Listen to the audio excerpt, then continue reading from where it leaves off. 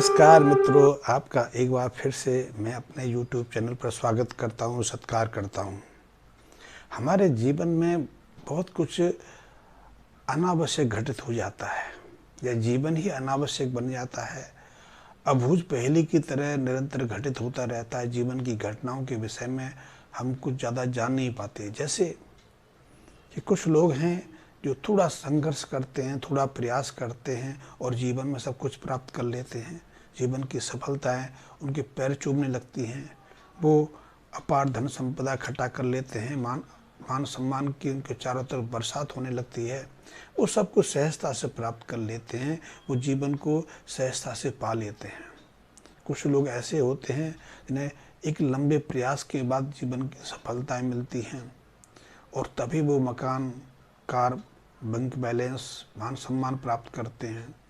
लेकिन तीसरे एक तरह के लोग ऐसे होते हैं जो पर्याप्त प्रयास करते हैं, योग्यता उनमें अद्भुत रहती है। वो बौद्धिक क्षमता देखा जाए तो भी सामान्य से अच्छे रहते हैं। अच्छी बौद्धिक क्षमता उनके पास होती है, अच्छी योग्यता उनके पास होती है। वो प्रयास भी कई बार करते हैं, प्रयास में भी किसी तरह की कमी नहीं छोड़ते। लेकिन लंबे संघर्ष के बाद भी उन्हें सफलताएं नहीं मिलती। जीवन संघर्ष में निकल जाता है। जीवन परिवार को पालना ही संघर्ष में जिंदगी बन जाता है। ये तीनों एक ऐसी स्थिति है जिनको सुलझाने के लिए कई तरह के प्रयास हजारों सालों से चलते रहे और इसके तीनों के पीछे कई तरह के कारण, कई तरह की थ्योरीज बताई जाती हैं। कुछ लोग कहते हैं कि जो हमारे प्रारब्ध में है, जो कर्म हम लेके आए हैं, वही हमें भोगने को मिलेंगे।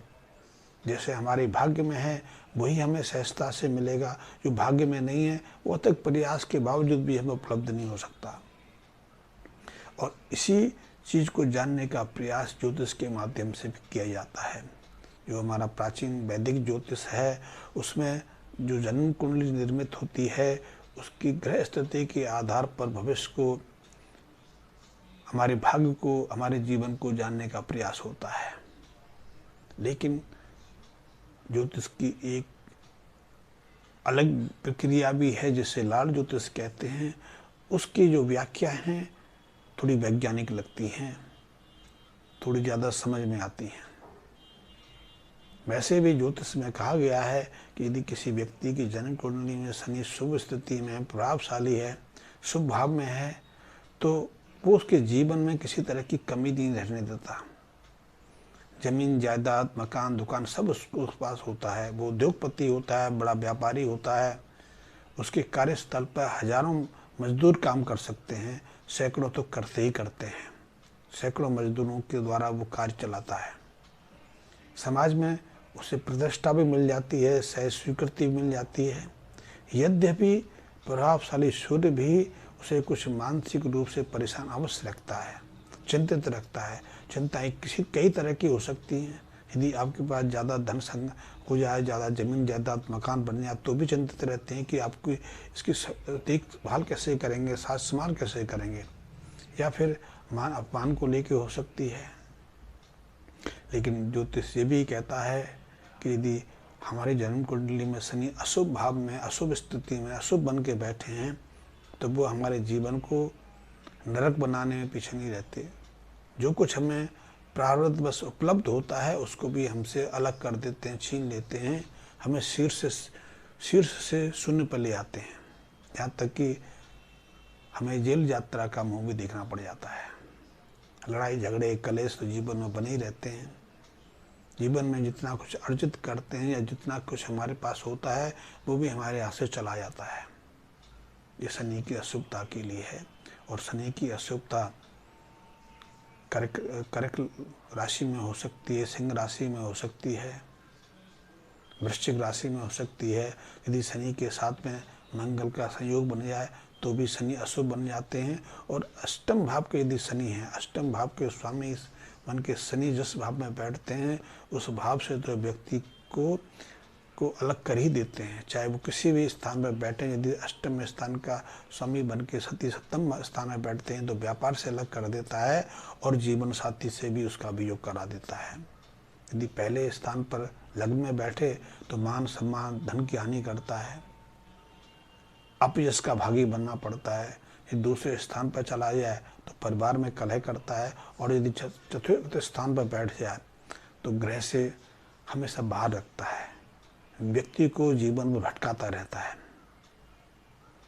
लाल किताब में एक चीज़ और भी कही गई है जो मुझे बहुत रुचिकर है, और मैं इसको बहुत वैज्ञानिक रूप से प्रमाणित भी साबित करता हूँ कि यदि किसी व्यक्ति की कुंडली में शनि शुभ स्थिति में है, सफलताओं पर सफलता दे रहे हैं, मकान पर मकान दे रहे हैं, बड़ी बड़ी एक आकार की जमीन का उनको स्वामित्व दे दिया है, उद्योग लगा दिया है, धन की कोई कमी नहीं है, वो राजनीतिक दृष्टि से भी सफल हो गए हैं, लेकिन अनायास उसकी सफलताएं, उसका जो जो प्राप्तियां हैं, उसका जो सम्मान है, वो रुक भी सकता है, उसकी सफलताओं में रुकावटें पैदा हो जाती है। कई बार देखा गया है कि एक व्यक्ति सफल व्यापारी है, अनायास उसके व्यापार में ना घाटा होता है कि वो सिर से शून्य पे आ जाता है।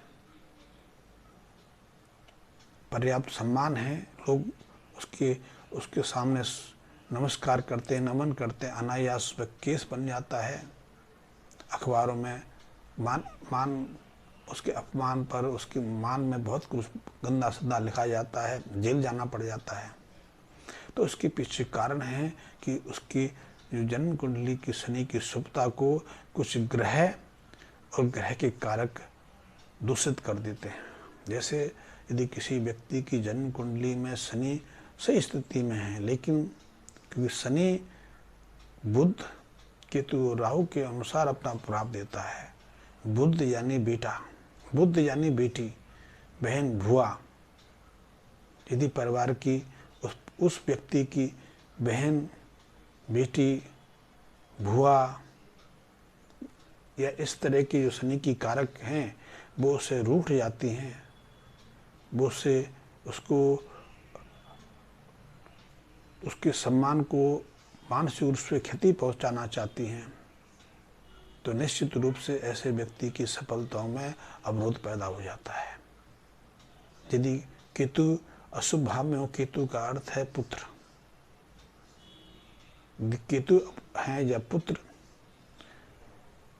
असामाजिक कार्यों में पड़ गया है, शनि के नीच कार्यों में पड़ गया है, तो भी व्यक्ति के पुरुषार्थ को, व्यक्ति की जो सफलताओं को उनको रोक सकता है, उनको उलट सकता है। और राहु क्योंकि सुशाल का कारक भी है, यदि सुशाल अशुभ कार्य करती है, प्रतिकूल कार्य करती है, शनि को नीच करने के कार्य करती है, तो भी व्यक्ति की सफलताएं रुक जाती हैं, उसको अपने जीवन में असफलताएं देखने को पड़ती हैं। वैसे शनि की जो अशुभता के लिए व्यक्ति और उसका परिवार के खान पीन और उसकी जो दैनिक क्रियाकलाप है वो भी प्रभावित करते हैं। यदि व्यक्ति स्वयं या व्यक्ति का परिवार या उसका बेटा बेटी मांस, मछली, अंडे का प्रयोग कर दें, लाठी जुआ की लत पाल लें, या फिर गैर पुरुष या स्त्री के प्रेम में पड़ जाएं, बेटी पड़ेगी तो भी व्यक्ति के कार्य को, उद्योग को, व्यापार को, मान सम्मान को क्षति पहुंचती है। शनि अनुकूल प्रभाव नहीं देते, प्रतिकूल प्रभाव देके उसका सब कुछ छीन लेते हैं।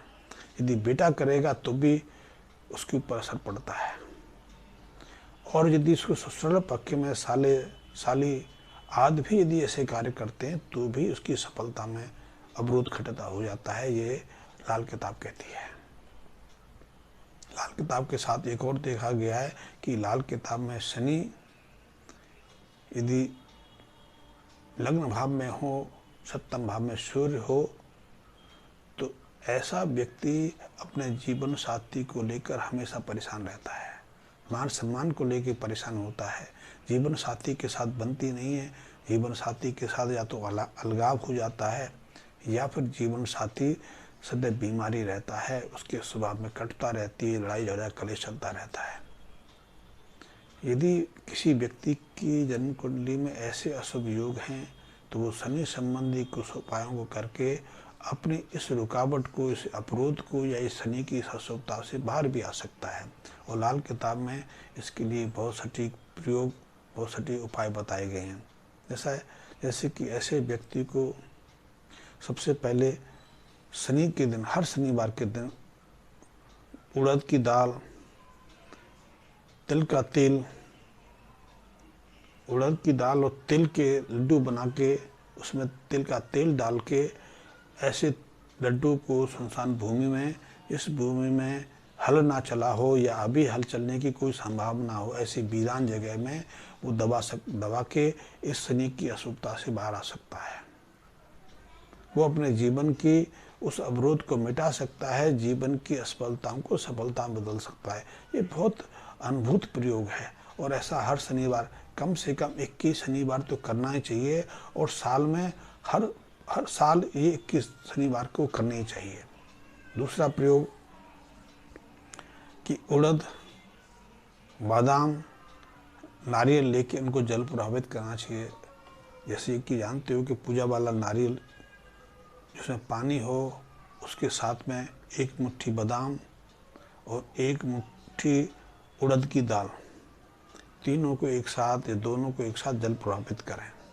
उससे भी शनि की अशुभता दूर होती है। शनि की जो प्रभाव हमें मिलने वाले थे, अशुभ प्रभाव मिलने लगे तो वो शनि के अशुभ प्रभाव से शांत होते हैं और शुभ प्रभाव मिलने लगते हैं। तीसरे 43 दिन तक लगातार ऐसे व्यक्तियों को कौओं को मीठी रोटी खिलानी चाहिए। कौए मीठी रोटी खाते हैं, मीठा दही खा लेते हैं, तो मीठी रोटी बनाने के लिए आप थोड़ा सा गुड़ आटे मिला के उसको बिना तवे पर ना बने तो ज़्यादा बढ़िया है। ऐसी रोटी 43 दिन तक कौओं को खिलानी चाहिए। कौओं को रोटी खिलाने से शनि की अशुभता शांत हो जाती है, तो आप ये कर सकते हैं। इसके अलावा शनि संबंधी वस्तुओं को, जैसे कि लोहा है, उड़द की दाल है, काले तिल हैं, काली मिर्च है, या लोहे का बर्तन है, लोहे की कीलें हैं,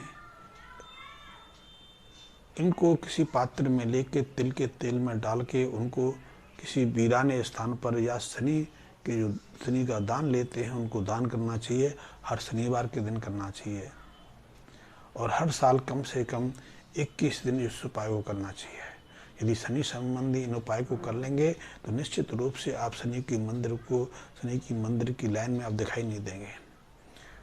शनि के मंदिर जाना भी अच्छा है, लेकिन यहाँ ज़्यादा लोग जाने लगते हैं, यहाँ हजारों लाखों की भीड़ इकट्ठी होने लगती है। वहाँ लोगों की भीड़ औरा के कारण वो स्थान प्रदूषित हो जाता है। वहाँ वैसा प्रभाव आपको नहीं मिलता जैसा कि मिलना चाहिए। इसके अलावा कहा गया है कि यदि आप तीर्थ पे जाके गंदगी फैलाते हैं, तीर्थ को गलत करते हैं, गंदा करते हैं, तो ये भी आपकी सफलता को रोकता है, आपके व्यापार में अवरोध खड़ा करता है। जैसे बहुत लोग आजकल जाते हैं, गंगा स्नान जा रहे हैं, आप कभी हरिद्वार जाके देखिए। हरिद्वार नहाने के बाद लोग अपने पहने हुए कपड़ों को वहीं फेंक देते हैं, बनियान को, अंडरवेयर को, पजामा को, कुर्ते को वहीं फेंक आते हैं। और एक चीज़ और भी है, क्योंकि पता है कि हमें स्नान के बाद वस्त्रों को वहीं छोड़ना है, तो लोग पहले से ही फटे अंडरवियर, फटे बनियान अपने शरीर पर धारण करते हैं, तो वहाँ कोई साबुत कपड़ा छोड़ के नहीं आता। कुछ लोग छोड़ के आते होंगे, लेकिन अधिकांश तो लोग फटे पुराने ऐसे कपड़ों को फेंक के आते हैं जो किसी काम का नहीं। इससे गंगा का किनारा गंध युक्त हो जाता है, वहाँ गंदगी फैलती है और वहाँ ढेर लग जाते हैं। मैं गंगा हरिद्वार की बात नहीं करता, आप किसी भी तीर्थ पर चले जाइए, वहाँ यही हाल है। और यदि आप ऐसा करेंगे तो आप न केवल गंगा को दूषित कर रहे हैं, जल स्रोत को आप गंदगी फैला रहे हैं, बल्कि अपने जीवन में भी विष घोल रहे हैं। इससे आपके चलती हुई कीर्ति, वैभव, आपका व्यापार, आपकी नौकरी, सब इसमें अवरोध खड़ा हो जाए, क्योंकि इससे शनि बहुत क्रोधित होते हैं। शनि आपको प्रतिकूल प्रभाव देने लगते हैं, आपकी ग्रह चाल स्थिति रुक जाती है। तो लाल किताब के प्रयोग जो हैं बहुत प्रभावशाली हैं, बहुत वैज्ञानिक हैं, इनके पीछे बहुत वैज्ञानिक लॉजिक छपा हुआ है। और लाल किताब आपको वैदिक कर्मकांड करने के लिए नहीं कहती, क्योंकि कर्मकांड आत्मिक शुद्धि के लिए होते हैं, भाग्य को निर्धारित करने के लिए नहीं होते। भाग्य निर्धारित हम कर्म से माध्यम से करते हैं। तो लाल किताब का आधार कर्म है। हम अपने कर्म को सही करें। यदि हम ऐसे उपाय करते हैं तो हमारी बुद्धि में बदलाव आता है, हम शुद्ध कर्म करने की तरफ अग्रसर होते हैं। और हाँ, यदि मेरे आपको वीडियो पसंद आते हों, वीडियो की विषय वस्तु आपको अच्छी लगती हो, आप मेरे से जुड़े रहना चाहते हो, तो मेरे चैनल को सब्सक्राइब भी कर लें। मैंने पहले भी आपसे कई बार अनुरोध किया है। और मेरे बेल आइकन को प्रेस करना ना भूलें, ताकि मेरा हर वीडियो आपको समय को मिल सके। धन्यवाद।